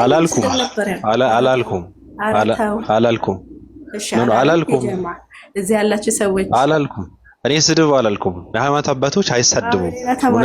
እኔ ያልኩሽ ምንድነው በተለይ የኦርቶዶክስ አባቶችን ጥያቄ ይዘሽ ስትሄጂ መልስ ይዘሽ ሳይሆን የምትመለሺው ልጅ ተሸክመሽ ነው ነበረው መልስ ስለማውቃቸው ልጅ አይ እኔ ልጅ ሳይሆን ስድብ ነው ተሸክሜ የተመለስኩት። እውነቱን ስነግርክ ማለት ነው። መጀመሪያ ላይ እኮ አንቺ የጠየቁሽ በኦንላይን ነበር የጠየቁትና እዛ ጋር እንኳን አልደረስኩም ብለሽ የመለስሽው አንቺ አይደለሽ እንዴ?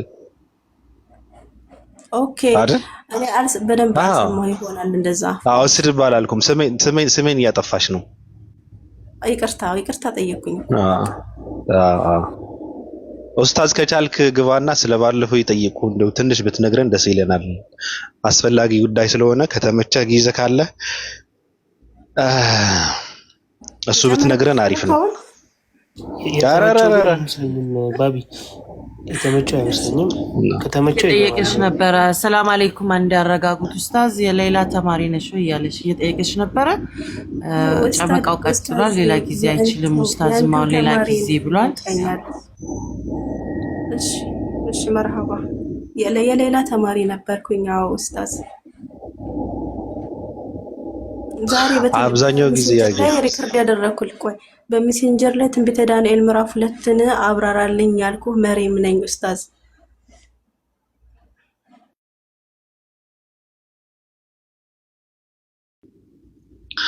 አብዛኛው ጊዜ የእስልምና አስተማሪዎች አይገቡምና እኛ ጋር ምንድነው በነገራችን ላይ ለእናንተ የቀረበ ነው ቤቱ። ተከብራችሁ ልታወሩ የምትችሉት እናንተ ብቻ ናችሁ። ምክንያቱም በመረጃ በማስረጃ ከትርክት ወጥታችሁ ስለምታስተምሩ ቤቱ ለእናንተ የቀረበ ነው። አይምሯችን፣ ልባችን፣ ውስጣችንም ለእናንተ እንትን ነው ክፍት ነው ለመስማትና ለመማር ማለት ነው። ሌላውን ምንም ትርጉም የለውም ስለምናውቀው ያው ከኛ የሚበልጥ እውቀት ያላቸውም ያሉ አይመስለኝም ቲክታክ ላይ እና ዝም ብለው ጥላቻ ካልሆነ ምንም የሚያስተምሩት ትምህርት የለም። በተለይ ኦርቶዶክስ ለምንድን ነው አንተ እስልምናን የማትቀበለው? ምንድን ነው ችግር? እስልምናም እንደ ፕሮቴስታንት ኢየሱስ ተቀበል ነው እንዴ? ኖ አይደለም። ማለት ያኔ ወደ እስልምና የማትገባበት ምክንያት ምንድን ነው? መጠየቅ ይቻላል። ካሰለ ችግር የለም። እሺ ተይ መሬም እያሉኝ ነው። በቃ ተውኩት። እሺ እኮ አልሰልም